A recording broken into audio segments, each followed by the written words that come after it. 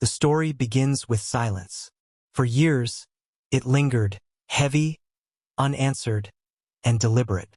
A silence that wrapped itself around the halls of the palace, around the lives of those who had once served within its guarded walls. Before we continue, please hit the like button, subscribe to the channel, and turn on the notification bell for updates. The world saw photographs of laughter, polished smiles, and a family that appeared to be rewriting royal tradition. But behind those photographs, there was another truth, one that only a few dared to whisper, and even fewer had the courage to say aloud. That silence has now been broken, and it comes from someone who knew the Sussex household more intimately than almost anyone else. Archie Harrison's former nanny, Lauren Khumalo. Lauren was never meant to be a public figure. She wasn't a royal insider or a celebrity, just a woman chosen for her compassion, her skill, and her quiet professionalism. When she accepted the position to care for Prince Harry and Meghan Markle's newborn son, she thought she was stepping into a family trying to find balance between duty and normalcy. She had no idea she was entering a world built on performance, a place where the line between genuine emotion and public presentation blurred until even those inside couldn't tell which was real. In her first days at Frogmore Cottage, Lauren remembers the sense of calm. The gardens were still, the air clean, the silence interrupted only by the distant sound of Windsor's bells. She met Meghan for the first time under the soft morning light that slipped through the nursery window. Meghan was dressed simply, her tone warm, her words measured. There was something almost cinematic about it. The Duchess greeting the nanny, her voice calm but her eyes searching. Lauren recalls feeling welcomed yet quietly evaluated, as if every word, every gesture, was being observed. She was very composed, Lauren would later admit, but something about it felt rehearsed. In those early days, Meghan's image to the public was flawless. She was the compassionate Duchess, the modern mother, the woman redefining royalty. The headlines called her graceful, inspirational, groundbreaking. Millions saw her as the refreshing face of a new era. And yet, inside the walls of the Sussex residence, a different energy began to surface. It was subtle at first, the slight tension when instructions weren't followed to perfection, the cold shift in tone when things didn't go exactly as planned. Lauren had worked for high-profile families before, but there was something different here. This wasn't just about control, it was about maintaining a persona, even when no one was watching.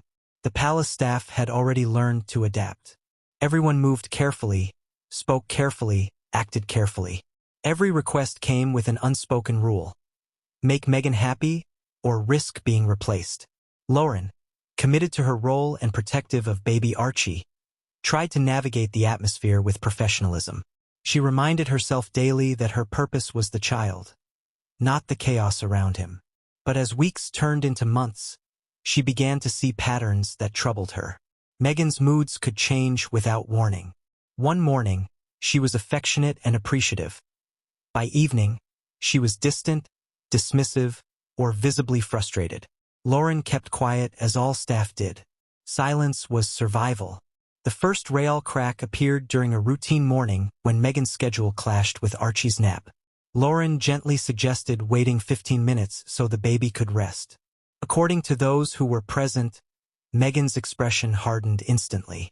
"You do not make decisions for my child," she said, her tone sharp enough to freeze the room. It wasn't the words, it was the transformation. The warmth that the world adored seemed to vanish in an instant, replaced by something colder, more defensive, almost frightened of losing control. Lauren complied quietly, carrying out her duties without complaint, but that moment stayed with her. It was the first time she saw what she would later describe as the real Meghan. Outside the palace gates, cameras flashed, and the Duchess continued to shine. She spoke about kindness, mental health, equality, and compassion. She smiled for photographers, held Harry's hand at charity events, and looked every bit the woman the public wanted her to be. But inside, Lauren noticed how little of that warmth extended to those around her. It wasn't that Meghan was cruel, it was that she was calculating. Every act of kindness was timed. Every smile served a purpose. Every apology, when it came, sounded scripted, perfectly phrased but strangely hollow. She was hiding who she really was, Lauren would later say, her voice heavy with both disappointment and understanding. The environment grew more intense after the couple's relationship with the palace began to fracture. Meetings with aides became strained. The media coverage turned hostile. And as pressure built, Lauren witnessed a version of Meghan few ever saw, the one who demanded control over every image, every interview, every detail of life. There were instructions about lighting during photos, specific phrases for staff to use, even how Archie should be positioned in his crib for press-approved images.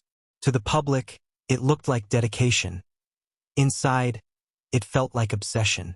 Lauren began to realize that this wasn't just a mother protecting her family's image. It was a woman terrified of losing the story she had built around herself. Harry, meanwhile, tried to balance both worlds. Lauren often saw him moving between calm reassurance and quiet despair. He adored Archie and wanted peace, but the constant scrutiny, both from the press and within the palace, wore him down. Meghan's frustration with royal life spilled into their home, and Lauren saw how that tension affected everyone. She described evenings where silence filled the air, the kind of silence that didn't feel restful but heavy, charged. You could sense that something deeper was wrong, she said. There was love there, yes, but there was also control, fear, and resentment. Still, Lauren remained professional.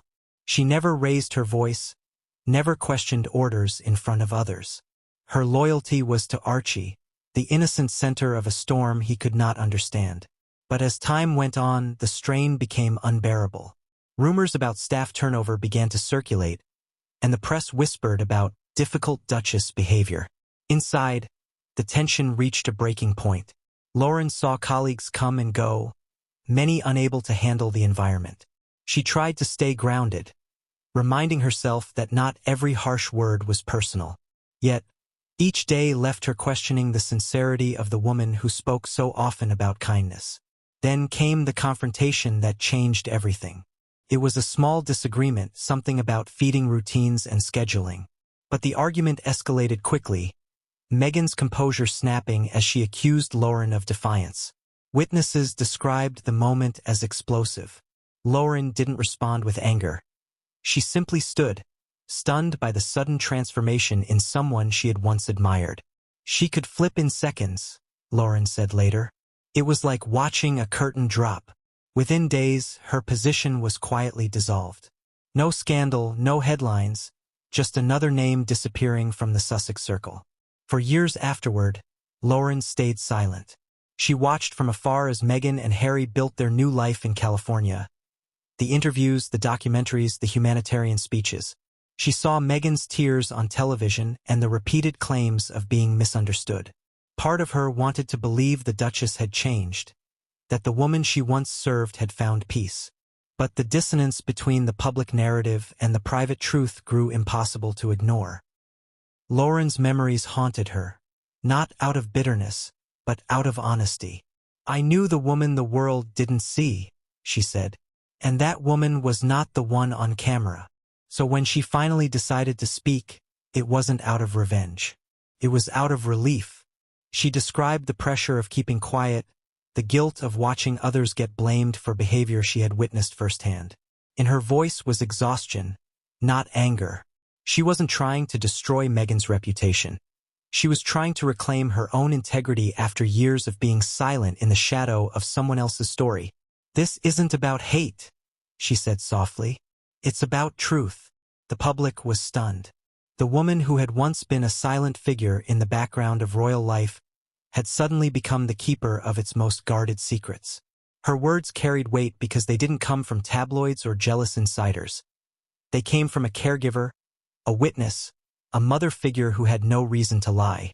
And in those words, a question began to echo across media and households alike. If Meghan's kindness was an act, then who was she really? This question is what drives the story forward. It's not just about gossip or royal intrigue. It's about identity, performance, and the invisible cost of maintaining perfection. Lauren's account forces the world to look beyond headlines and ask what happens when someone builds a life on image rather than authenticity. It makes us reconsider everything we thought we knew about the Duchess of Sussex, and about the fragile nature of truth itself. Because maybe the real story isn't just that Meghan was hiding who she was. Maybe it's that the world never wanted to see who she truly might be. The nursery at Frogmore Cottage had an atmosphere that seemed almost sacred in those first quiet days. Morning sunlight filtered through soft curtains, casting pale gold over the white crib that held Archie Harrison Mountbatten Windsor, the newest and most precious member of the royal family. Outside, the manicured gardens of Windsor stretched endlessly, undisturbed by the chaos of the press or the whispers of the palace corridors. To Lauren Khumalo, this small space felt like a sanctuary, a place where innocence was still untouched by the weight of royal politics. She had come to this job believing it would be simple: care for the child, offer comfort, and maintain dignity under discretion. What she could never have anticipated was how quickly the serenity of that room would fade into tension, how that peace would give way to a carefully managed world of control, performance, and fear. Lauren's journey into royal service began with excitement and pride. Having worked with children from various backgrounds, including diplomatic and wealthy families, she was accustomed to discretion. Her experience as a neonatal nurse made her the perfect candidate for the job. The call from the palace had come quietly, without flourish, but she knew what it meant. It was more than employment. It was trust. She would be caring for the son of Prince Harry and Meghan Markle, two of the most talked about figures on the planet. Every detail of her employment was handled with precision: the vetting, the briefings, the confidentiality agreements. Still, no contract could prepare her for the emotional complexities that awaited her behind the palace gates. When she first met Meghan, the Duchess's warmth appeared genuine. Meghan spoke softly about motherhood, her hopes for Archie, and her desire for him to grow up grounded despite his royal bloodline. She said she wanted normalcy, something different from the rigid traditions of the firm. Lauren admired that sentiment. But even in those early exchanges, something about Meghan's tone seemed deliberate, as if every sentence had been rehearsed to convey the image of a loving, modern mother.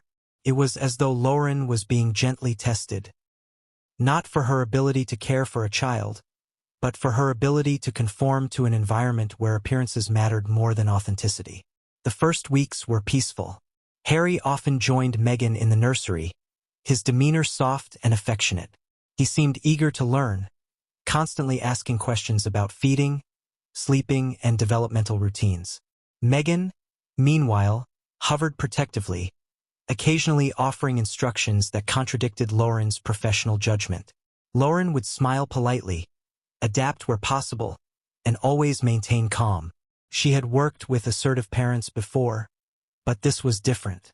Meghan's need for precision wasn't just about the baby, it was about control. Everything had to align perfectly: feeding times, clothing colors, even the scent of the baby lotion. "Everything in our home must feel intentional," Meghan had once said. At the time, Lauren took it as maternal instinct. Later, she realized it was something else entirely: an obsession with image so deep it shaped every detail of their lives.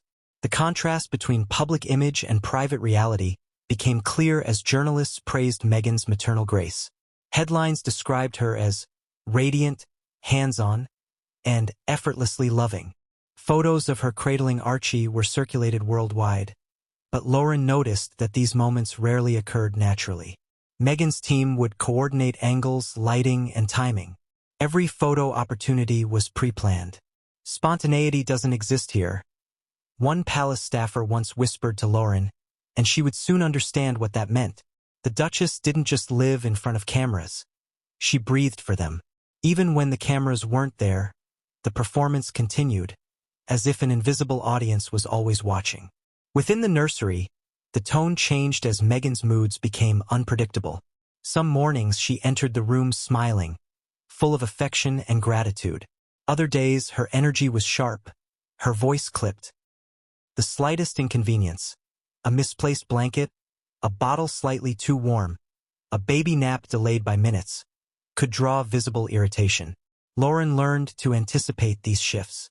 She memorized every cue, adjusted every action, and walked the delicate line between compliance and care.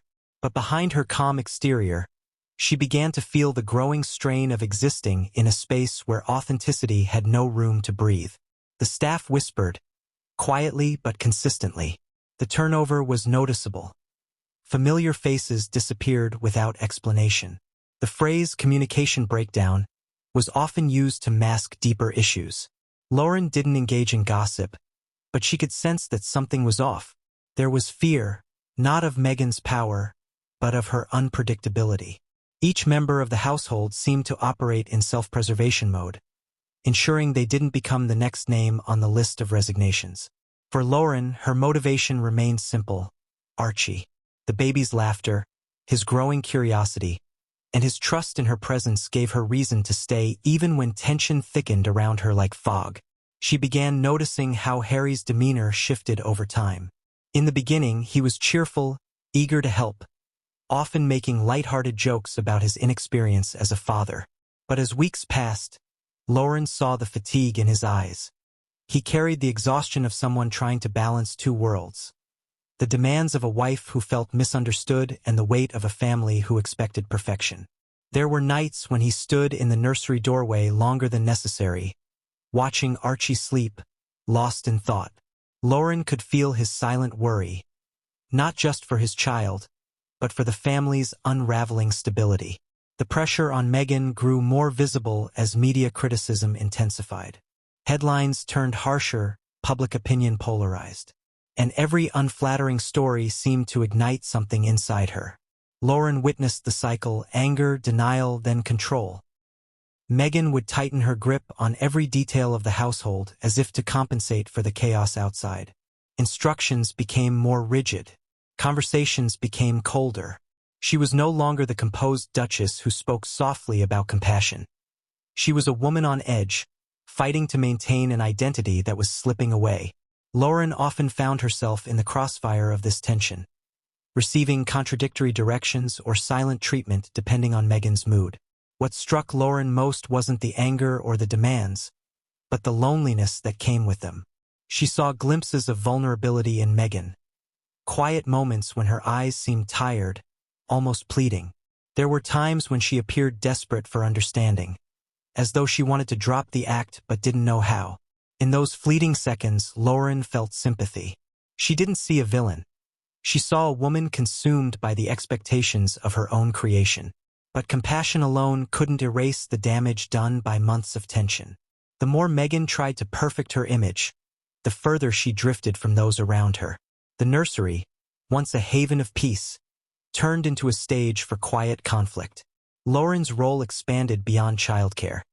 She became an emotional buffer, absorbing frustration that had nothing to do with her. One afternoon, while preparing Archie's feeding schedule, she overheard Meghan and Harry arguing in the next room. Their voices were muffled but intense. Meghan accused Harry of allowing palace officials to undermine her authority. Harry defended his family, insisting she was misinterpreting their intentions. When silence finally fell, Lauren could hear the sound of Meghan's footsteps approaching. Fast, deliberate. She entered the nursery, her expression unreadable.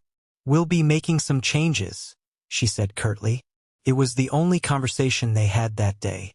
The following week, 2 more staff members quietly resigned.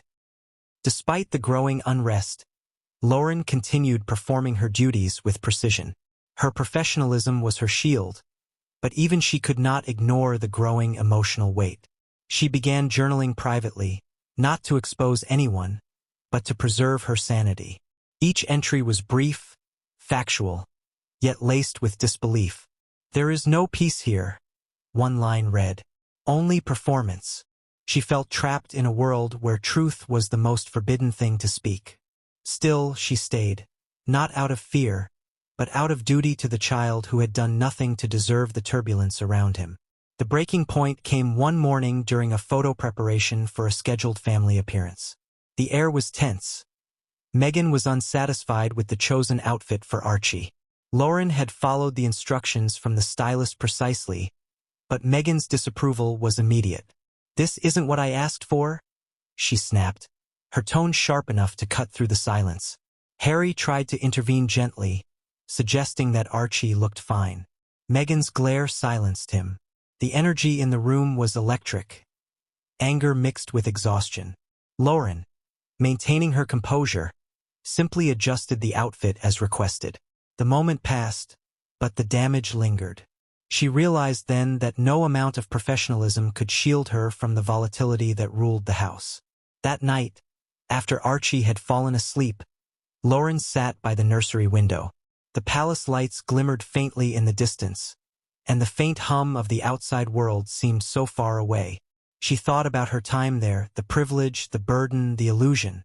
What began as an opportunity to serve had turned into a silent endurance test.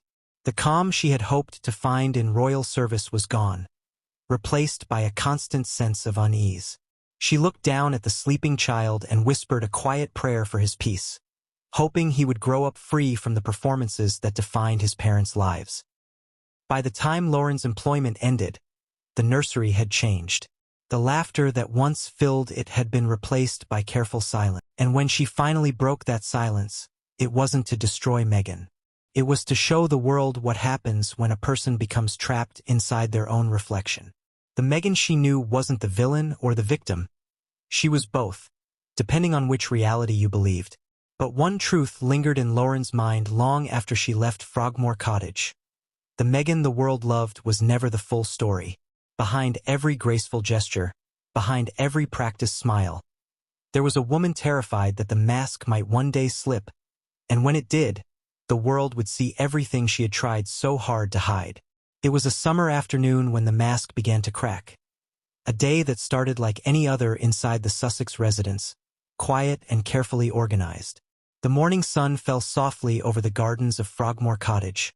The staff moved with trained precision, and Archie's laughter echoed faintly through the hall.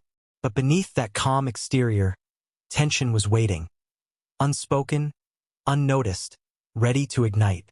For Lauren Khumalo, that day would become the defining moment, the one she would remember long after she left the royal household.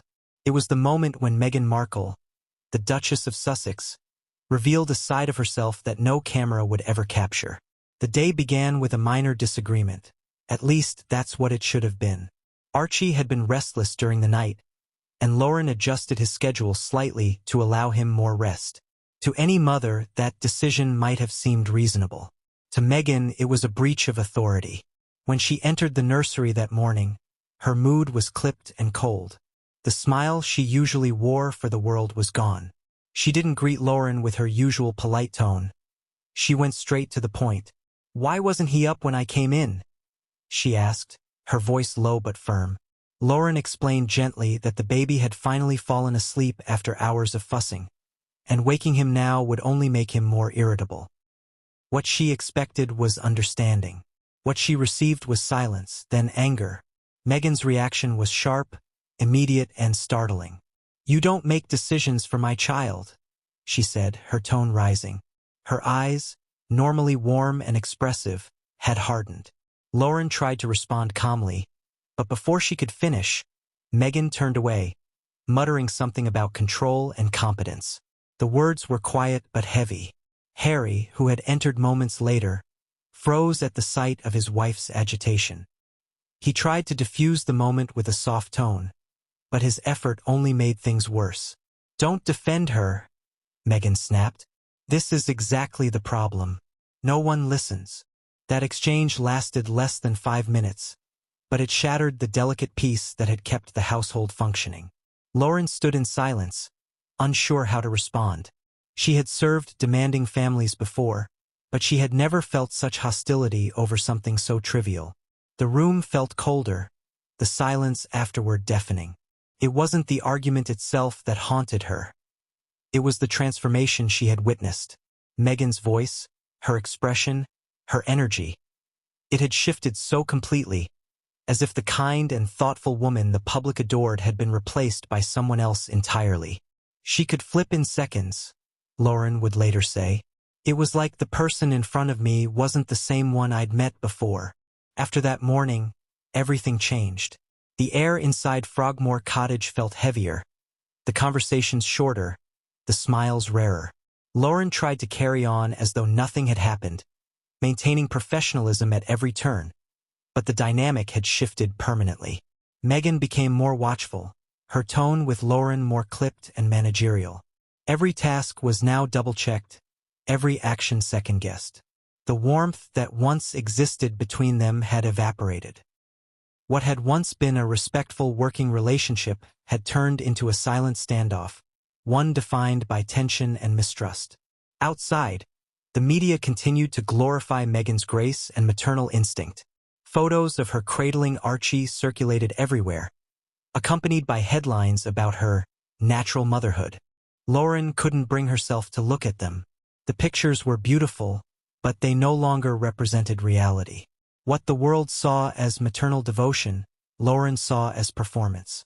Even the smallest family outing became a production, coordinated, timed, and emotionally rehearsed. Meghan smiled for the cameras, but Lauren knew that smile had vanished hours earlier when no one was watching. There was another moment, a few weeks later, that cemented what Lauren had begun to suspect, that the Meghan she had once admired was slipping deeper into something darker. It was during a routine afternoon, when a palace assistant delivered an urgent message. Meghan read it silently, her face expressionless. Then she folded the paper slowly and placed it on the table. "They'll never understand me," she whispered. Her voice trembled not with sadness, but with resentment. "They'll twist everything I do." Lauren, standing a few steps away, saw something fragile beneath that anger: fear. The Duchess wasn't just furious at her critics. She was terrified of losing control over how the world saw her. From that moment on, control became her obsession. In the following weeks, Lauren saw Meghan's personality tighten like a clenched fist.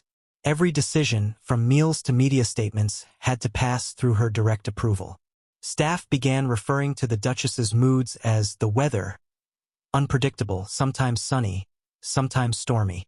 One minute she was warm, laughing with Harry. The next, she was pacing the hall, venting about disloyalty or misrepresentation.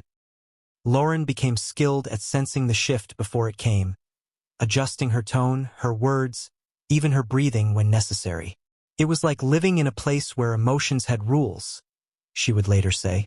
What disturbed Lauren most wasn't Meghan's anger. It was her precision. Every outburst seemed calculated, as though it came not from impulse, but from a need to reassert dominance. Meghan never shouted uncontrollably. She cut with words. Every syllable landed with intention. Every silence carried weight. Lauren began to realize that Meghan's greatest weapon wasn't her fame or her charm. It was her ability to manipulate emotion. She could make you feel guilty for things you hadn't done, grateful for treatment you shouldn't accept, and loyal to an idea of her that wasn't real. Harry, caught in the middle, became a ghost of the man Lauren first met. His humor faded, replaced by exhaustion. He spent longer hours away from the house, returning quiet, withdrawn. Sometimes he tried to lighten the mood, playing with Archie on the floor while Meghan worked nearby, but even those moments felt strained. The joy seemed forced, like a performance rehearsed for a camera that wasn't there. When Lauren saw them together, she often wondered if Harry noticed the transformation as clearly as she did, and whether he, too, was afraid to admit it.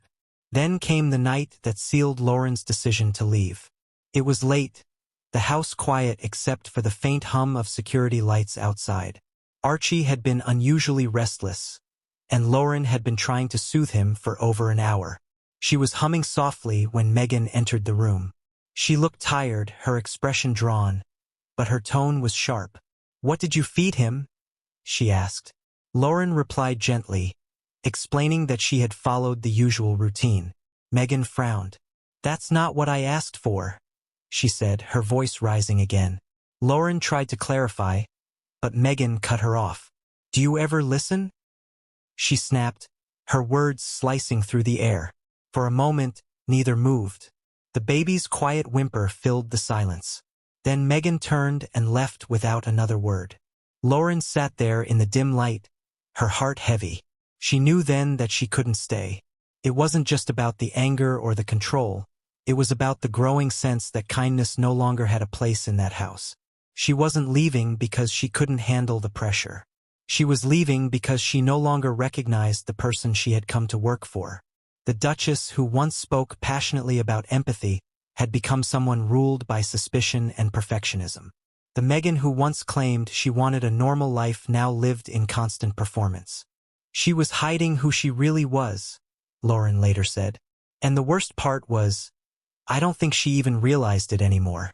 When she finally handed in her resignation, there was no confrontation, no farewell. Meghan accepted it with a cold nod.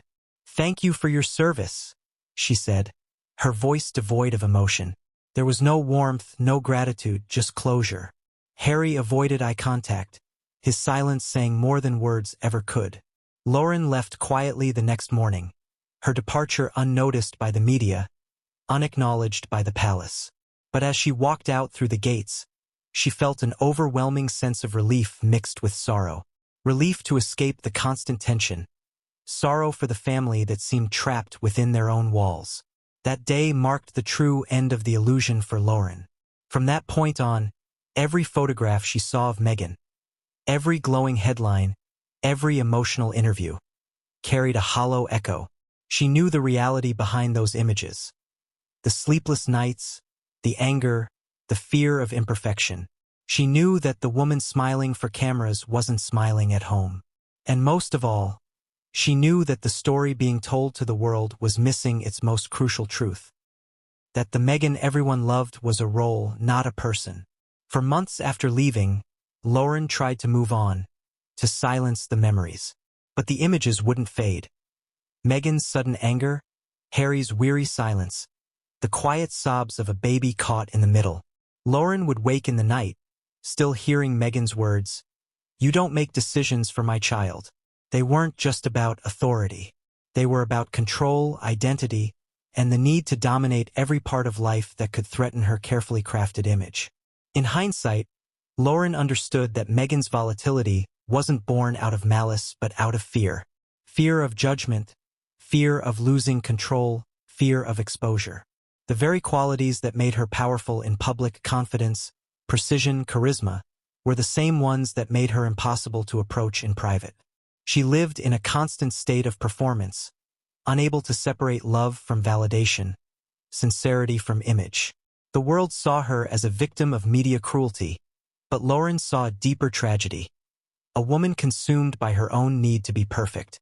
When Lauren finally broke her silence years later, she didn't speak out of anger. She spoke because the world only knew half the truth. The day Meghan's mask cracked wasn't just a private outburst. It was the moment when two versions of her collided. When the woman she pretended to be and the woman she truly was could no longer coexist.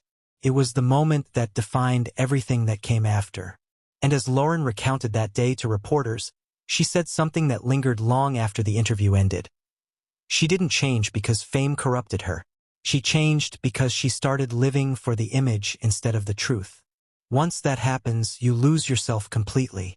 It was a chilling statement, but it captured the essence of what Lauren had witnessed. The Meghan the world adored had been a creation, built carefully over years of ambition and pain. The Meghan Lauren saw that day, the one who snapped, who controlled, who demanded, was the one hidden behind the curtain.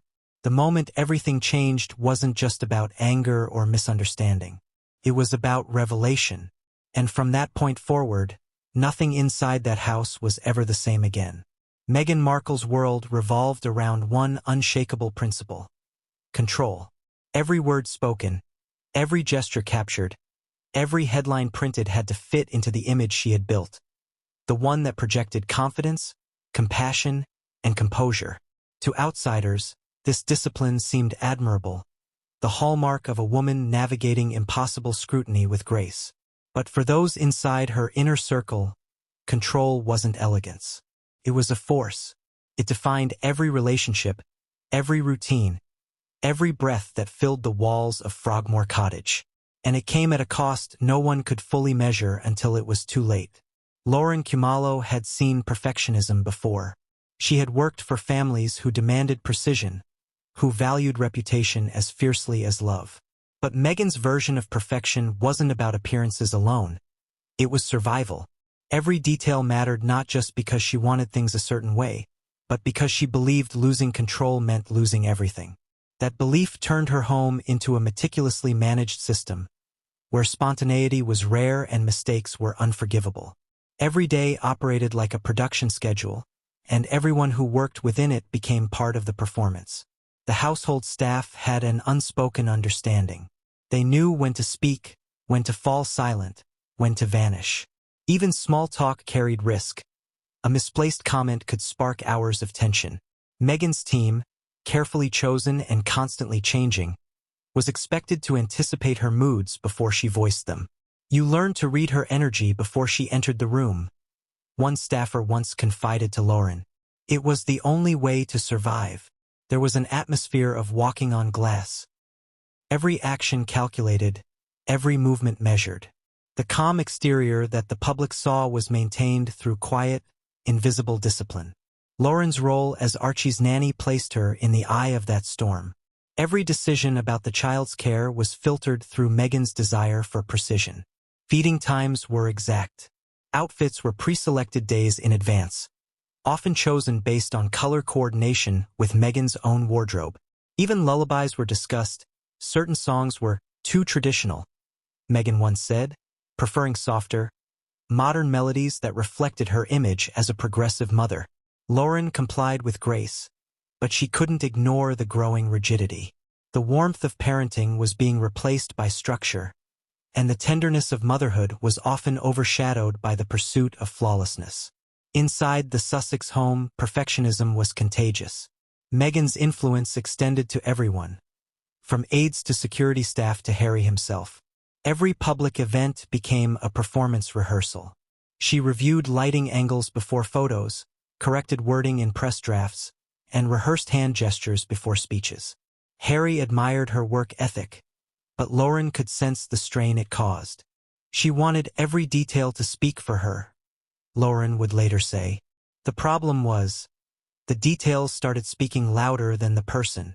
There were moments when Meghan's control tipped into obsession. During one family photo shoot, the photographer suggested a candid shot of Meghan holding Archie outdoors. Meghan hesitated. "Not that side," she said, adjusting her position.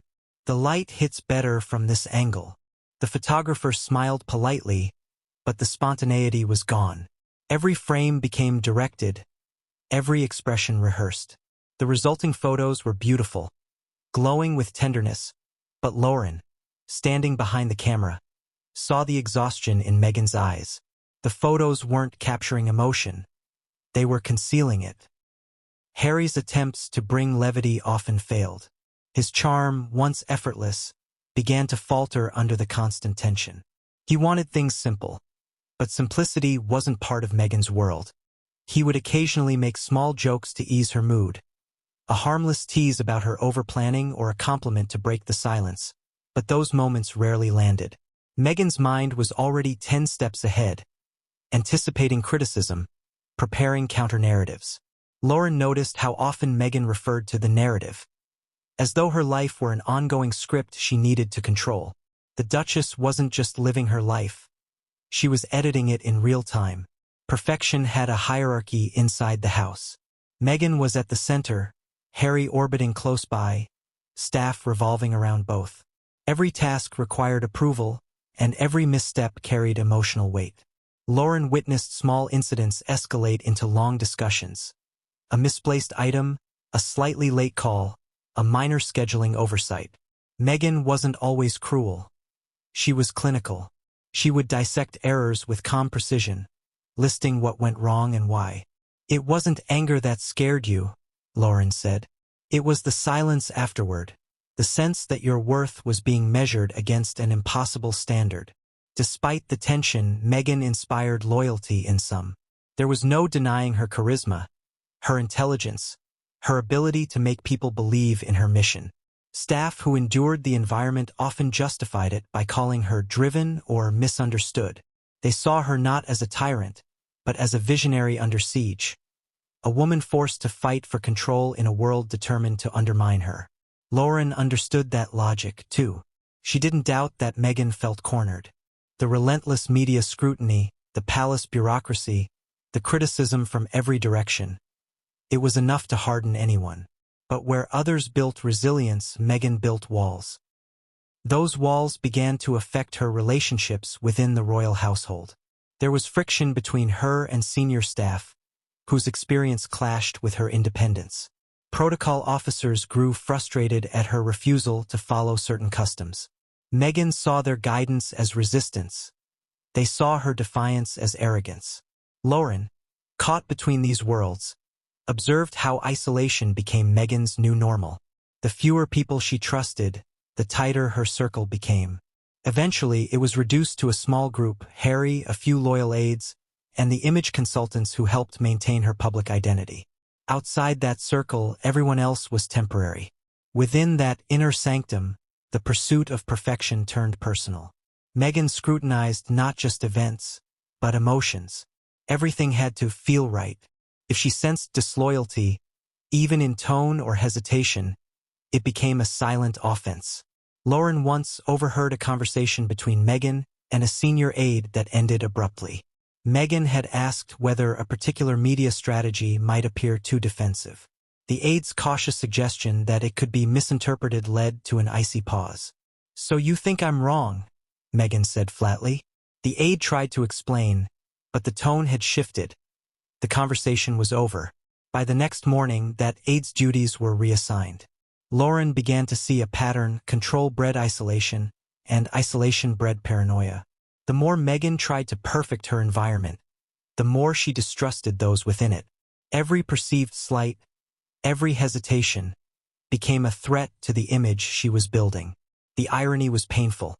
In trying to appear composed and confident to the world, she was unraveling inside her own home. It was as if she couldn't tell the difference between love and loyalty, Lauren said. If you disagreed, you didn't love her. If you hesitated, you didn't believe in her.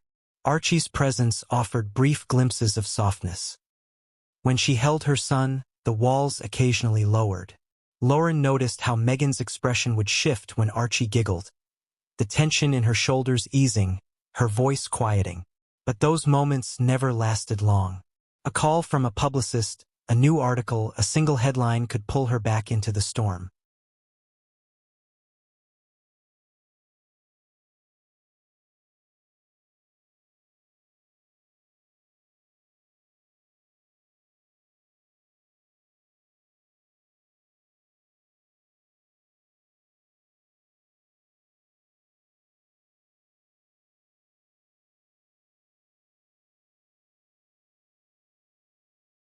Meghan's parenting philosophy was rigid. She had read countless books, consulted experts, and insisted on following methods that promised structure and control. Everything had to align with her idea of order: feeding intervals measured to the minute, nap times adjusted based on her schedule, and interaction limited to what she deemed developmentally optimal. "Routine is everything," she once said with conviction. Lauren understood the logic, but she saw how that logic stripped warmth from daily life. Love became a process. Affection became a performance. Harry, though loving and attentive, often felt like a visitor in those moments. He adored his son, but Meghan's authority over parenting left him cautious. He would watch, uncertain whether his involvement would bring comfort or conflict. "I'll change him," he'd offer sometimes, but Meghan would intercept with a soft, practiced smile. "It's okay. I've got it." It sounded tender, but Lauren recognized the undertone. Control, even in kindness. Harry would step back, quiet, his affection displaced by obedience. Lauren noticed that his presence often shifted the atmosphere. Meghan would become even more precise, her corrections sharper, her tone clipped. It wasn't that she didn't love Harry. It was that she needed to manage him too, just as she managed everything else. Lauren tried to maintain her focus on Archie. The baby was sweet, curious, and innocent of the tension surrounding him. His giggles could cut through the heaviness in an instant, but even his joy was filtered through control. Meghan disliked messy play or loud noises. She preferred quiet toys, soft music, and a calm environment. "He needs stimulation that doesn't cause chaos," she once said. Lauren knew that chaos was part of learning, that babies explore through noise, through imperfection, but she followed instructions. Resistance wasn't worth the consequences. Once, when a small rattle startled Archie into laughter, Meghan frowned. "That's too loud. He won't sleep properly later." She removed the toy and replaced it with a silent plush animal. The laughter faded with it. The tension reached a new level when Meghan began involving her media advisors in discussions about how Archie should appear in public. There were emails about photo strategy, questions about which color tones looked best in natural light, even conversations about whether Archie should ever be photographed crying. "It's better if he's always calm in images," Meghan said. "People connect with peaceful energy." Lauren felt the strangeness of it all. The Duchess was treating her child like a component of her public image. What should have been natural motherhood was turning into a brand campaign. Lauren began noticing small signs that the pressure was affecting Meghan herself. She was often exhausted, though she refused to admit it. Her anxiety over appearances bled into every part of her life. If Archie's routine fell apart, her composure followed. If he caught a mild cold, she reacted with fear and frustration, as though imperfection in her child reflected imperfection in herself. She needed him to be flawless, Lauren said later, because she needed herself to be flawless. That drive, once admirable, became suffocating. The staff began whispering about the nursery tension.